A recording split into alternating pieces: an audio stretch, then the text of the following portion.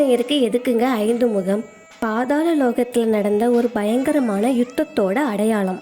ராமாயண போரின் போது ராவணனின் தம்பியான அகிராவணனை அழிக்கவும் ராம லட்சுமணனை பாதாள லோகத்தில் இருந்து மீட்கவும் அனுமன் இந்த ரூபத்தை எடுத்ததாக புராணங்கள் கூறுகின்றன. ராம ராவண போர்ல ராவணனின் தம்பி மயில் ராவணன் ஒரு மாயாவி. அவன் ராமர் லட்சுமணரை மயக்கி பாதாள லோகத்திற்கு கடத்திட்டான். அந்த அசுரனை கொல்லணும்னா 5 திசைகளில் எரியிற 5 விளக்குகளை ஒரே நேரத்தில் ஊதி அணைக்கணும். அப்போதுதான் அனுமன் விஸ்வரூபம் எடுத்தார். கிழக்கு முகம் ஆஞ்சநேயர், பாவம் போக்க. தெற்கு முகம் நரசிம்மர், பயம் போக்க. மேற்கு முகம் கருடன், விஷம் மற்றும் பில்லி சூனியம் நீங்க.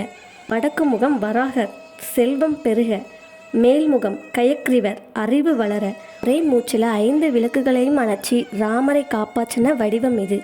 எதிரிகள் தொல்லை, செய்வினை பயம் இருக்கிறவங்க இந்த பஞ்சமுக ஆஞ்சநேயரை வணங்கினால் போதும், எந்த தீய சக்தியும் நெருங்காது.